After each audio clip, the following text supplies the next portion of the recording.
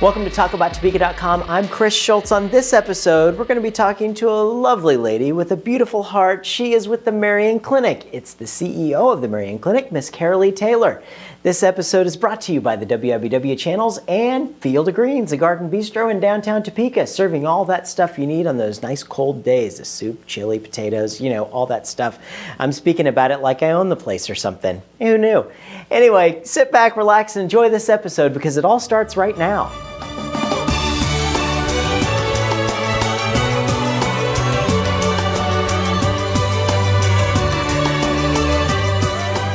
Well, here in the studio today, I am with the CEO of the Marian Clinic, Karily Taylor. How are you, Karily? I'm really good, Chris. Thank you for having me. Thanks for joining us today. You've got some great work that you guys have been doing, and I wanted everyone to have the opportunity to hear what's been going on with the Marian Clinic. But first off, for those of you who are saying, what is the Marian Clinic? I want to give you an opportunity to just kind of give us a little bit of background on what it is you do. Sure. Marian Clinic is in its 24th year of operation. We are technically defined as a safety net clinic, which means that we minister and care for a very, very specific group of individuals. In Marian Clinic's case, those are individuals who are without any health insurance whatsoever, who fall at certain poverty levels. We have some other organizations in town and across the state who also fall into that safety net clinic category. Marian's a little bit different than some of the others in that we see patients who earn up to 200% of poverty level.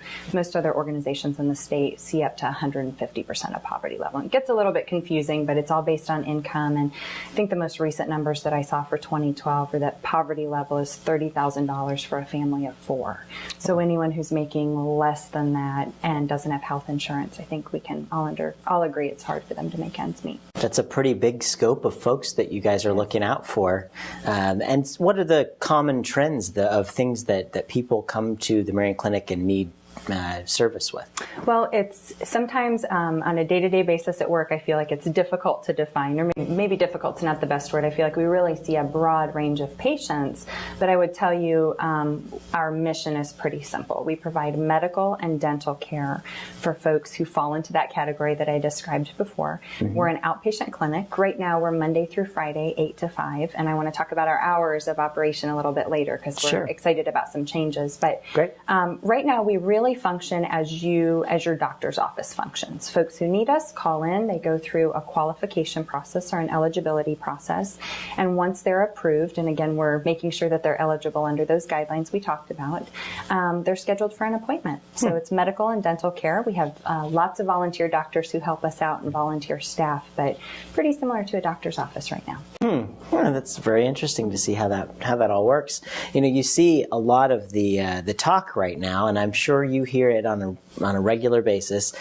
Politically, the Affordable Health Care Act and all of that, how is that affecting your organization and the people that you serve? Mm-hmm. We don't know yet what all of the answers will be or where all of the dust will settle. Mm-hmm. Really, regardless of where you fall politically on the issue, I think we can all agree that there's a large segment of our population that either doesn't have the tools or the education or the understanding to access health care in a manner that's really preventative. And that's really, over the last 15, 20 years, medicine's really moved from just resolving a problem when it occurs to preventative medicine, that we want to have conversations about nutrition and managing diabetes to keep you from needing your doctor's help and to keep you healthier longer. Sure. And so I would tell you that I think regardless of where we end up or what the laws are or who's president, that there are individuals who live among us every single day, who go to our churches and live in our communities, who need extra assistance. Mm-hmm. For Marian Clinic, we're not sure yet how all of the different legislative changes will impact us. I will tell you, I have a lot of concern as the leader of the organization that we will still have patients who will fall through the cracks, so to speak. I work very, very closely with Barry Feaker at the Topeka Rescue Mission. I know you spoke with him a couple of weeks ago. His whole interview is on our website. Great you can guy. Check that out. Yes. I work really closely with Barry and his team. He's got an absolutely awesome employee named Justin Hosman who's on their Operation Street Reach team. Mm-hmm. And when I came into my role, I met with everybody at the Rescue Mission, but specifically with Justin, and we talked about how folks who are living at the Topeka Rescue Mission don't have a filing cabinet where they can find last year's tax return. They Yeah. don't have pay stubs to bring to our staff when we go through that financial eligibility process. Yeah. And so those are the people that, in my mind's eye, those patients that we share who live at the rescue mission, for me, they're really the face of the current healthcare debate. You can get really caught up in specific political parties or specific platforms. Yeah. But at the end of the day, whether there's an individual mandate or a tax or not, we have some folks in our community who may not even know of those changes and will continue to be confused. We have to figure out a way to adapt not just what we do in our mission and our ministry, but we really have to figure out a way that we can expand access and education, because we can't just assume that because or you get information from your insurance company or you talk to your doctor, we can't assume that everybody has that same understanding. Yeah, this is very true. This is very true. And you think about the people in general, I believe, are inherently good. We don't like to think that something's happening to someone and they're having hard times. And it really does, I think, get to a lot of people to know that people are having a hard time. And what can those folks do to maybe get involved with the Marian Clinic to help take care of those in our community? Well, I would tell you that our biggest need is always financial. We can always use donations of any type, of any kind. We're entirely dependent on donations and on fundraising for about 90% of our budget.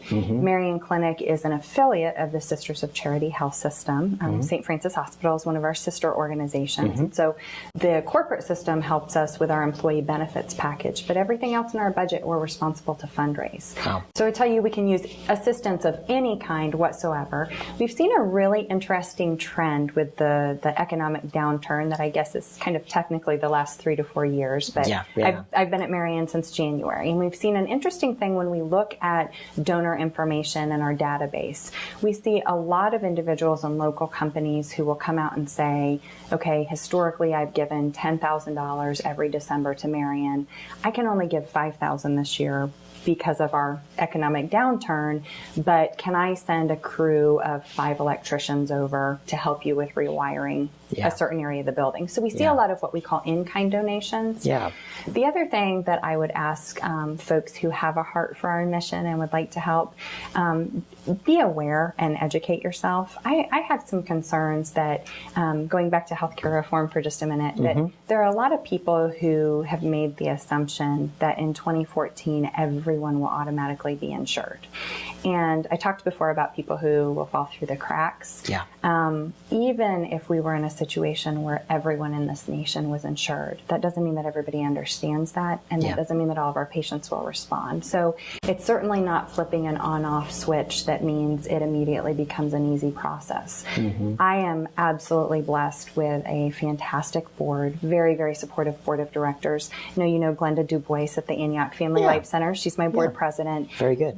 Very engaged board of directors, and we're actively looking at what can we do between now and 2014. Do we need to transition away from Monday to Friday? Do we need to be a walk-in clinic? Do we need different hours? How can we change what we do, because we know the need is not going to go away? Yeah, there's so many questions always that are out there for that. And it's one of those things, you look at as we talked to Barry Feeker, from the rescue mission, it was interesting that he had said the face of the organization had changed with them too, because they've changed to becoming more of that family place, and we're seeing a lot of things with that economic downturn that families are really being affected right now. So it's wonderful to know that you guys are out there looking out for everyone and taking care of things, because Lord knows when we're going to need help, there's a tremendous need, and I go home every single day so grateful for how my family's been blessed, and the fact that I have insurance, and that the level that I live at is not at the poverty level. But I would tell you, we see this impact with the physicians that volunteer for us. We have a lot of docs who have been great, consistent, loyal volunteers who've been very generous with their time, who've said, I can't afford to be out of my office for one afternoon a month anymore. I just can't afford to do that in light of all the changes. And then on the flip side, we certainly see that with some of our donors. The face of the patients at Marian Clinic has changed. We are starting to see some individuals who come to us for service who maybe were laid off or downsized 3 or 4 years ago and have tried to stay on COBRA and have tried to maintain insurance and have finally reached a point where their income level and their insurance level, they qualify. That's a really different change for us. That's a very, very different demographic. So we've got to be flexible and we have to prepare. Yeah. Now, are there enough doctors to take care of everybody in the world? I mean, do we need more doctors? Well, let's just start with maybe Topeka for now. Like, do we have enough doctors to take care of the needs that we have, or, You know, I would tell you the bulk of my professional healthcare experience has been outside of Kansas, not just outside of Topeka. So again, I've got about 10 months here in Topeka with the healthcare community here. And I would tell you that we have 2 very exceptional hospitals, 2 very dedicated medical staffs. And I certainly think that they all do a wonderful job at what they do. What I'm not sure as a country or as a society that we're entirely prepared for are the amount of doctors that are going to retire over the next 5 to 6 years. And so I think that certainly applies in Shawnee County as it does, anywhere else. Sure. I think it's difficult to make an argument that for some docs who are within a year or 2 of retirement, it may not be worth it for them ultimately to go through some of the changes that we have coming with a required electronic medical record or, a lot of changes to billing. I certainly would encourage them to go through those changes, and we would never try to, we think that those things are important. But I think it's going to be a very, very interesting 18 months to 3 years, because I know there are a lot of physicians that I've talked to who are right on the edge of retirement who just aren't sure that they want to, participate in some of these changes. So that's the dynamic for me that's extremely interesting. And I think we have a responsibility as well to respect and appreciate what our medical community has done for us. There are tremendous unsung heroes across the city, and I would guarantee you that there are some really impressive acts of character at both of these hospitals that we're blessed to have. Excellent. We are very blessed to have the hospital and the care. People come here from all over for different things. So we're a strong community with a strong group of people who are looking out for all of us. And Marian Clinic is absolutely a strong example of one of those. So Karily, I thank you so much for coming on and talking with us here. I can't let you go until we do our notorious lightning round, of course, though. So let me get our cards here. I'm prepared. And we're going to put 60 seconds on the clock and go. If you could bring a dead celebrity back to life and ask them one question, who would it be and what would you ask? Oh, Marilyn Monroe. Okay. What really happened? I think we all want to know.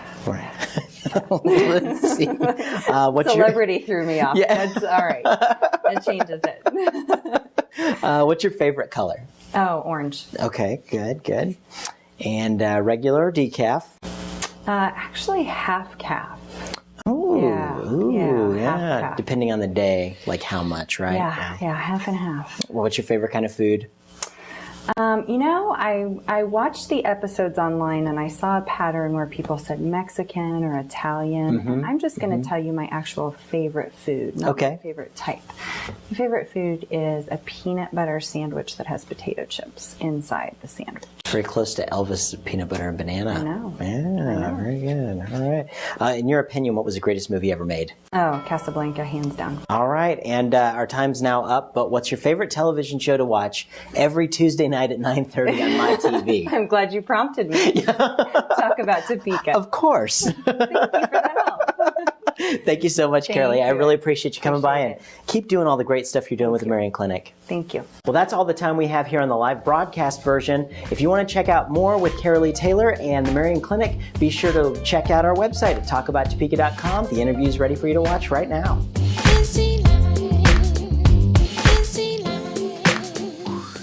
Thanks for tuning into this episode of talkabouttopeka.com. I'm Chris Schultz. If you liked what you saw today, please help our guests spread their message by sharing our videos with your friends. You can also find us on Facebook, Twitter, and be sure to subscribe to our YouTube channel.